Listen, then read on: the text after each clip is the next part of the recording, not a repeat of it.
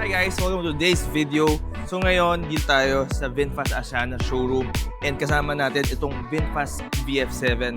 So i-walk around ko kayo sa kotse na to. Exterior, interior, performance, comfortability, and syempre yung overall opinion ko about this car. So tara, samahan niyo ako.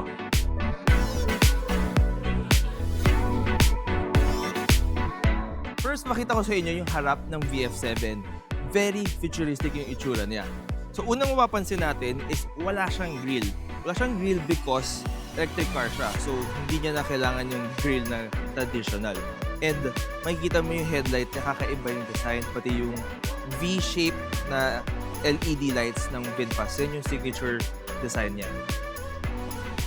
Pwede naman sa likod, sobrang futuristic din yung itsura niya. Yung taillights niya, it has that long LED light.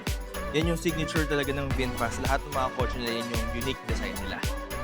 For the wheels and tires naman, it has 20-inch wheels and it's wrapped with a Goodyear tires. Overall design, yung VF7, talagang gustong-gusto ko yung pagka-design sa kanya. It has the sleek lines, modern look, and alam mo, pag nakita mo siya sa kalye, VinFast talaga. Gustong-gusto ko tong flush door handles. Pag bubuksan mo siya, ganyan lang. Pasok muna tayo sa loob. Unang-unang na-feel ko sa loob is very premium yung loob ng VF7. Leather interior, malaking screen, ang ganda ng steering wheel, and yung pindutan niya nandito. Yung park, reverse, neutral drive. Sobrang gandang innovation. Kakaiba yung technology ng VinFast and I really like it. Meron siyang dalawang cup holders. Actually, tatlo, pero isa maliit. So, hindi ko alam anong pwede mo ilagay dyan. Siguro yung cellphone mo. Tapos meron siyang USB charging ports. Isa pa sa mga gusto ko is itong volume control. Nandito siya sa gilid.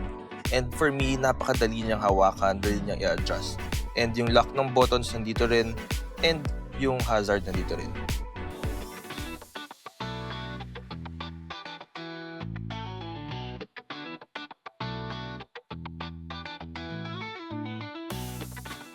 Isa sa mga gusto ko rin dito sa VF7 is the reverse camera. Napakalinaw. Guys, importante ngayon yung reverse camera. Lalo na ngayon pag umaatras tayo, madaming mga obstacles. Isang obstacles dyan yung mga motor na biglang papasok sa likod natin. At least kapag malinaw yung camera natin, makita natin sila agad. Or kapag may poste or may bata, alam mo yun. So pag may reverse cam talaga na maganda, very helpful yan sa araw-araw natin ginagamit na kotse. Lipat naman tayo sa likod. Siyempre dito yung uupo yung pamilya natin, yung mga anak natin. Siyempre yung nanay dito minsan umuupo. And alam kong komportable sila sa likod ng VF7 kasi napakalaki ng legroom. Ayan o, sobrang ganda ng seating position ko. Yung ulo ko hindi masyado lubog sa bitana, sakto lang siya. Dito sa likod, ramdam ko na safe ako kasi may mga airbag siya. Kitang-kita ko yung view sa harap. So talagang yung mga bata, talagang komportable sila kapag nakaupo sila dito sa likod ng VF7. Okay, tingnan naman natin yung trunk space. And naka-power tailgate din siya. So pagdating sa loob, yan, may malaking karton. So kasyang-kasya. Actually, pag ginilid mo siya, kasya pa dito. Malaki yung trunk space niya. Actually, pag hiniga mo yan, pwede pa yung golf bag. Siguro mga 3 golf bag kasya dyan.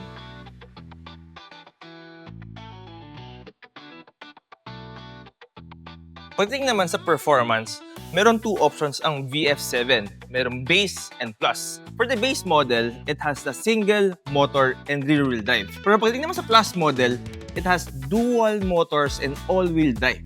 Imagine nyo na lang kung gaano kasarap yung kotse na yun. Pagdating naman sa range ng kotse, for the base model, it can reach up to 430 kilometers in one full charge. Pero pagdating naman sa plus model, it can reach up to 500 kilometers in one full charge. Lastly, let's talk about peace of mind. Ito, para sa akin, yung pinaka-importante. Kailangan natin may peace of mind kapag bibili tayo ng kotse.